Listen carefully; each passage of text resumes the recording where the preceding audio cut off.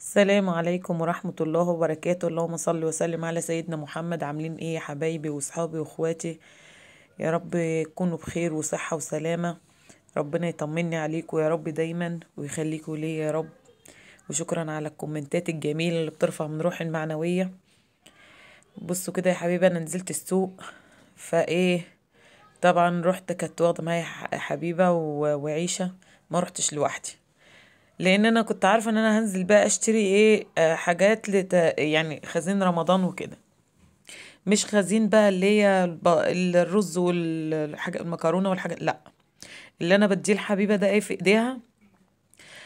بصراحه عايشه شبطت في فاكهه. رحت جايبه لها ايه بقى، لقيت الاستفندي ب10 جنيه كيلو. رحت جايبه 2 كيلو من اللي هو استفندي و2 كيلو برتقان عشان البرد وكده زي ما حضراتكم عارفين. اللهم صل على النبي. بصوا كده اللي انا هوريهولكوا ده ورق عنب اهو. طبعا ما فيش ورق عنب اللي هو الطازه دوت. راحت حبيبه عماله تقول نفسي فيه نفسي فيه يا ماما. وانا ايه هاتلنا منه. رحت قايله طب كيس مش هيعمل حاجه، وقلت اجيب كيسين. بكام الكيسين؟ ب30 جنيه. رحت جايبه كيسين. والله طلع حلو طلع حلو طلع وحش بقى اهو. جبته على الله بقى. طبعا وجبت ايه اللي انتوا شايفينها فضيتها دي بسله. جبت 2 كيلو بسله وجبت لهم قد كيلو جزر. تمام. وده بصل اهو اللي انتوا شايفينه ده. بكام الكيلو؟ الكيلو ب10 جنيه. انا عندي بصل جوه بس البصل الابيض. تمام.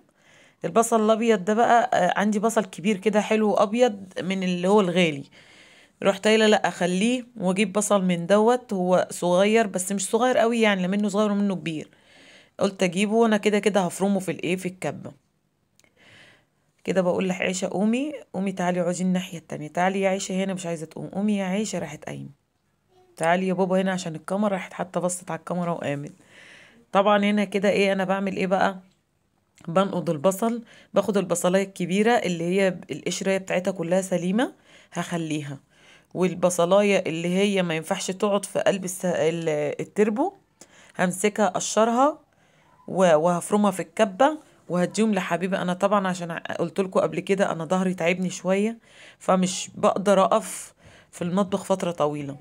والحاجه اللي انا جايباها دهيت هتطول قوي في المطبخ.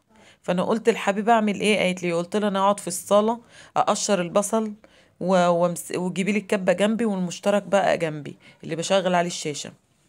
وكده كده شغال ايه عند الفيشه عند باب الشقه كده. فبجبته وحطيته جنبي وحتى جابت لي الكبه اهي جنبي اهي. وقلت لها انا هقشر لك البصل وهقوم اغسله واقعد ايه افرمه لك في الكبه. وانت ايه خديه في الحله وايه وحمريه على البوتاجاز. وانا هقعد برضو اخد بقى انقض القوطه والكلام ده كله. ايه بقى القوطه؟ انا جبت عدايه قوطه اللي هي القفص القوطه ده. جبته بكام؟ جبته ب120 جنيه يا ربي. اه ب120 بس. قوطه ما شاء الله تحفه هتشوفوها دلوقتي. طبعا كله انت عارفين ان الاستغلال بتاع البياعين بصراحه بيبقى على رمضان. بيغلوا الحاجه الطقطقين. بيغلوا الحاجة فعلا يا جماعة الطقطقين. والواحد ما بيبقاش عارف يا ترى طب المصروف اللي في ايده ده يجيب منه بصل ولا يجيب منه بطاطس ولا يجيب منه سحور ولا يجيب منه فطار. لا. طب انا على ايه؟ يبقى انا كل ما انزل السوق اجيب حاجة في حاجة حاجة في حاجة. حتى دي تخليني ايه توزن الامور معايا في المصاريف في رمضان. ليش معنى رمضان؟ لان احنا في رمضان انتوا عارفين الواحد بيبقى صايم وعايز يعني يختم صيامه كده بلقمة حلوة تسند قلبه. فاهمني؟ ومش مش هنقول طول الشهر بنقعد حد بيقضيها لحمة وفراخ. لا، هي المسألة مش كده والله. اللهم صل على النبي. انا رمضان اللي فات يا جماعة انا كنت مفرزة قرنبيط وكنت مفرزة بطاطس وكنت الحاجات دي كنت بطلع منها بعمل منها ممكن نفطر قرنبيط وكلام من ده. طبعا انا دي ايه اللي معايا دي بنجرايه كبيره. انا بقشرها. ليه بتقشر؟ معلش يا جماعه خد الشباك كان في حته شمس طالعه فهي اللي عامله مشكله في الضي بالطريقه ده اهي. معلش اتحملوني انا اسفه. فاهمني؟ فايه مسكت البنجرايه كده قشرتها وهخرطها اهي في الحله الصغيره اللي قدامي دي. وهديها الحبيبه تحطها على البوتاجاز تتسلق. ليه بقى؟ لان انا هحطها مع التسبيكة اللي انا هعملها عشان تخليها حمرة. لما تكون التسبيكه كتيره يا جماعه، وانتوا الواحده هتفرص، هتعمل كميه تسبيكه مثلا ولا حاجه، وتحط فيها بنجرايه، مش طعمها مش هيظهر، ما بيظهرش على فكره. لما البنجر بيتسلق ما بيبقاش ليه طعم اصلا، غير انه حلو ومش وحش يا جماعه، ومغذي وبيقولوا مفيد للدم يعني. تمام. كده بقى انا عملت ايه؟ اللهم صل على النبي. انا قشرت البصل وخلصته، وكده بقى ايه بقى بحط بعمل البنجرايه عشان عايزاه انا خلاص. هفرم البصل هنحطه على البوتاجاز، وهنبتدي نفرم القوطه. فهنحتاج كده البنجر يتفرم مع القوطه، مش هينفع يفضل مركون، عايزينه يتسبك مع التسبيكه. تمام. كده بقى انا عملت ايه؟ هعمل البصل. حبيبه خدته غسلتهولي، وانا قمت اللي غسلته، يا ربي اللهم صل على النبي، انا اللي قمت غسلته. بصوا بقى انا اللهم صل على النبي، كده انا جبت عدايه القوطه، خدت منها اللهم صل على النبي بتاع 10 كيلو قوطه. تمام. فهفرمهم اعملهم تسبيكه محشي. 10 كيلو يا مرودي، 10 كيلو. اقول لكم ليه؟ لان انا بودي منها لامي، يعني بودي لامي منها 3 4 اكياس ولا حاجه. غير حاجه، احنا لسه قدامنا قد ايه على رمضان؟ طول ما حبيبه بنتي شايفه صلصه المحشي قدامها، ما تطلعي يا ماما اعملي لنا محشي، اعملي لنا محشي يا ماما. ما بتسكتش الا لما اعمل لها محشي. فاهمني؟ بصي يا شباب بتعمل لكم ازاي. كده بقى ايه، انا بفرم البصل اهو. فطبعا انا ايه قلت ما بدهاش انا القوطه رخيصه يا عالم، في رمضان هتبقى عامله كام؟ لا طب ما انا اجيب عدايه قوطه، ايه اسمها عدايه، القفص ده اسمه عدايه. اجيب قفص قوطه واروح ايه عاملاه. انا كده فرمت البصل اهي، هديها الحبيبه. قلت لها ايه، احنا بصراحه لسه ما جبناش التموين، بس ما عندناش الا ازازه زيت جوه. فقلت لها حطي نصها يا ماما كده، نص ازازه الزيت على كميه الصلصه ديت. الحله اللي انتوا شايفينها دي قدامكم يا جماعه هنملاها صلصه. هي كبيره بس مش باينه ما شاء الله ايه في الكاميرا، عشان الكاميرا بعيد شويه، الستاند بعيد، فمش مبين كبر الحله. فاهمني؟ اللهم صل على النبي، لا اله الا الله. كده يا حبيبه تحطها على البوتاجاز. قلت لها حطي نص ازازه الزيت يا حبيبه، لان احنا لما نيجي اطلع الكيس واجي اعمل احطه في الحله يسيح مثلا. دي خضره المحشي اهي. احطه في ما احب خلاص اعمل محشي واطلع كيس الصلصه، ابقى ممكن اروح حاطه عليه حبه زيت، مش حكايه. انا كده ايه هظبطه في التوابل وكل حاجه. انا بعمل ايه كده بقى؟ انا مش محطوطه في قفص. ليه؟ لان الراجل ما بيديناش القفص، لان الاقفاص دي في سوق الجمله بيبقوا ايه عليها فلوس يعني، بيبقى عليها فلوس. البياع بيروح لازم يودي الاقفاص دي وياخد الفلوس اللي ليه، بيحجزوا فلوس من البياع لغايه ما يجيب الاقفاص. فادالي برنيكه من دي اتفضلي فيها القوطه. انا بعمل ايه كده بقى؟ بنقض القوطه الحمراء قوي، باخدها دي اللي هسبكها. والقوطة اللي هي مصفرة كده شوية، مش حمرة وجامدة، يعني مصفرة شوية وجامدة قوي، بقى احطها في شنطة واربطها واحطها في التلاجة. تمام. تنفع ايه بقى؟ تنفع في ايه؟ اللهم صل على النبي. تنفع في سلطة، تنفع في حبيبة ساعات ممكن تحب تعمل حبة شطة جنب مكرونة بقوطة. ساعات بتبقى أحمد بيحب على المكرونة وقوطة في قوطة متخرطة، يعني غير الصلصة يعني، تبقى في قوطة متخرطة كده عليه. كده أنا بعمل إيه بقى؟ بفرم القوطة. تمام. طبعا كمية القوطة اللي انا فرمتها مش هينفع ان انا اخليها لكم كلها، اللي يعني التصوير كله موجود من الالف للياء، هياخد مني وقت طويل جدا. حبيبة بتعمل ايه؟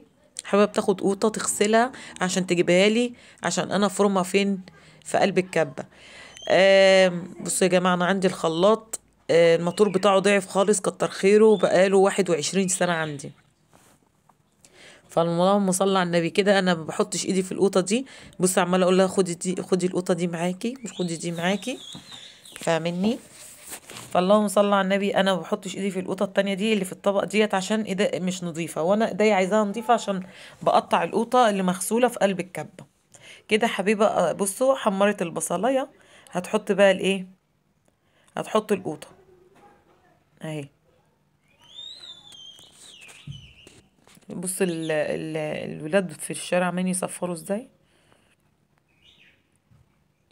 بص كده اهو، بفرم قوطة، قصدي بقطع القوطة. وكده حبيبة جابت لي البنجرايه اهي اتسلقت خلاص قدامكم اهي. انا بقطع كده واحط في الكب، بس عايزه اقول لكم والله الكبه دي ما بتفرمش القوطه، دي بتاعت بصل بتاعت لحمه، لكن مش بتفرم القوطه كويس خالص. ربنا يكرم يا رب كده ويوسع عليا باذن الله، واشتري خلاط ان شاء الله لو مستعمل حتى. كده انا غسلت الخضره، نضفتها وغسلتها، وكده ابتديت اخرطها اهي معاكم. ابتديت اخرطها اهي. عايزه اقول لكم يا جماعه، انا لو سبت الفيديو على طبيعته، الفيديو ده كان ساعه ونص، كان ساعة ونص، معرفش ازاي. نقض القفص القوطة لوحده كان كتير ما شاء الله. يعني انا جايبة كمان لسه على فكرة الحلقة اللي بعد ديت فيها برضو تفريز حاجات هوريها لكم، هنشوفها مع بعضينا. في طريقة تفريز بطاطس جميلة جدا يا جماعة، تبقوا تشوفوها في الحلقة اللي بعد دي بإذن الله، بدون زيت. بصوا بقى كده، اللهم صل على النبي. كده انا بخرط معاكم الخضره اهي. انا خضره المحشي على فكره بحب اخرطها ناعمه جدا، ناعمه قوي، مش ناعمه بس، ناعمه قوي. فكده بقى ايه، بخرطها واحطها في الطبق ده. وكده انا مسكتهم غسلتهم كويس قوي على الحوض، وبقيت معوماهم في الميه مره واتنين وتلاته، غسلتها كذا مره. فاهمني؟ في حاجات انا مصورتهاش معاكم والله غصب عني. وفي الحتة الجزء بتاع البسلة وانا بعمله معاكم والله برضو غصب عني. اتاري الفيديو ما بيسجلش. انا تعبت والله من الموضوع، حاجة زي كده كل حلقة اقول لكم الكلام ده، بس والله العظيم غصب عني بجد. بس انا هقول لكم على طريقتها يعني. بصوا كده، خرطة انا ده الشبت. انا غاسله البقدونس لوحده مع بعضه. انا جايبه كام قد ايه شبت وبقدونس؟ جايبه 3 حزم كزبره، و3 حزم شبت، و3 حزم يعني 3 حزم بقدونس، و3 حزم شبت، و3 حزم كزبره. من كل نوع 3 حزم. ليه؟ لان انا جايبه هعمل 10 كيلو قوطه تسبيكه بتاعت محشي. بصوا كده اهو، بس كده خرطتهم بقى ناعمين وجمال اهم. بس الخضرة صبحة وجميلة، جميلة شكلها تحفة بجد يا جماعة. بصوا اهو كده. هنقوم بقى، انا مسكت كده والبسلة برضو افصصها. حبيبة عمالة تكلمني بتقول يا ماما انا كانت نازلة تجيب ايه، اللي مصلى على النبي، مش عارفة كانت نازلة تجيب حاجة اهي، كانت نازلة تجيب حاجة، فبتقول لي عايزة حاجة تاني وانا نازلة. قلت لها ما تأخريش، تعالي بسرعة. قالت لي حاضر. طبعا حبيبة عايزة تعمل ورق العنب في اليوم ده، قلت لها انت شايفة انا تعبانة مش هقدر. هي ما بتعرفش تلف وكده بقى. انا بنت اختي جات لي، هي وجارتي اللي واقفة عند الباب جولي ضيوف، اضطريت ان انا اقوم. هو ده اللي خلاني نسيت وراح مني حتة من مقطع من الفيديو والله. كده انا جايبة ب10 جنيه فلفل اسود، حطيته كله. حطيت قد معلقتين ملح من اللي احنا بناكل من بيها دي اهو كده اهوت. حطيت حبة كمون، حطيت معلقة مليانة مهرمة بهارات محشي. انا حطيت مرتين كده اهو من بهارات المحشي، يعني معدل معلقة مهرمة يعني. تمام. وحطيت بابريكا قد نص معلقة. حطيت، اللهم صل على النبي، عليها ايه تاني، حطيت شطة قد معلقة. فمعلقة شطة يعني مع 10 كيلو قوطة مش هيخلوهم مش هتشطة يعني. وكده 4 مكعبات مرقة اهو. اللهم صل وسلم على سيدنا محمد. 4 مكعبات مرقة. بصوا اللي هناك دي بقى ايه، مية بتاعت اللهم صل على النبي، بتاعت البسلة. انا كده مسكت البسلة فصصتها وخرطت وغسلتها وغسلت الجزر وخرطته عليها وجهزتها. كده حاطه ميه على البوتاجاز، راح مني المقطع ده بقى. وحطيت عليها ربع كوبايه خل، ربع مج خل. وحطيت عليها حبه زيت قد 3 معالق زيت كده، ولا 4 معالق زيت. واول ما غلت رحت انا نازله عليها بقلب البسله، سبتها لمده دقيقه. كنت محضره حله وطبق بلاستيك، طبق بلاستيك فيه نص ميه ساقعه، ميه ساقعه. ورحت حاطه في قلبيه المصفى، حطيت في قلبي المصفى. وبقيت اخد كبشه كده، هتشوفوها. بصوا الصلصه ما قربت لكم الكاميرا من عليها جميله ازاي، ما شاء الله. كانت طعمها زي العسل، كانت سكر، جميله جميله يعني. اهو بصوا كده البسله اهي. بصوا انا بجسها بشوفها بردت ولا لا. خلاص كده اخدت صدمه من الميه الساقعه خلاص وبردت خالص. هشيلها، هبتدي بقى افرزها وصفت من الميه كويس قوي. بصوا بقى دول 2 كيلو قوت، ايه ده كل لا اله الا الله اتلخبط. دول 2 كيلو بسله، عليهم كيلو الا ربع جزر. تمام. عملت ايه بقى؟ انتوا تقدروا، انتوا حرين يعني على حسب عدد الاسره بتاعتكم، تقدروا تحطوا تعملوها على كيسين، تعملوها على 3 اكياس، على 4 اكياس. انا هعملها تقريبا مش عارفه على كيسين ولا على 3 اكياس او 4، 4 اكياس. بصوا اقول لكم حاجه، انا كده بعبي في الكيس وبمسك الكيس اضمه جامد، افضي منه اي هواء، وارجع اروح الف ابرم كده طرف الكيس، واروح ربطه كويس يعني بتحكم كويس، ما بخليش فيه هواء. فاهمني؟ حبه الزيت اللي انا حطيتهم في قلب الميه دول بيخلوا لما تتجمد في قلب الفريزر تيجي تمسكيها في ايدك تفك كده زي اللي انت بتشتريها جاهزه. تمام. والخل بيخليها تفضل خضرة زي ما هي كده بقى. بتخلي يعني دي الزيت ده بيخليها زي ما قلت لكم كده، بيخليها ايه تبقى تفك من بعضها حتى لو مجمدة كده، وتخليها تفضل خضرة. فاهمني؟ يخلوها تفضل خضرة كده. انا عملت منها 4 اكياس اهو، على حسب على قدنا يعني انا وعيالي. في عايزين تعملوها على كيسين تعملوها، عايزين تعملوها على اكتر تعملوها. بصوا كده بقى انا عملت القوطه، بسم الله ما شاء الله. حله البتاع دي عملت قد ايه، حله الصلصه عملت قد ايه. وبالهنا والشفا، واشوفكم على خير يا جماعه. يا ريت تعملوا لي لايك وسبسكرايب وتفعلوا لي زر الجرس عشان يوصل لكم كل جديد. واشوفكم على خير، وباي باي يا حبايبي.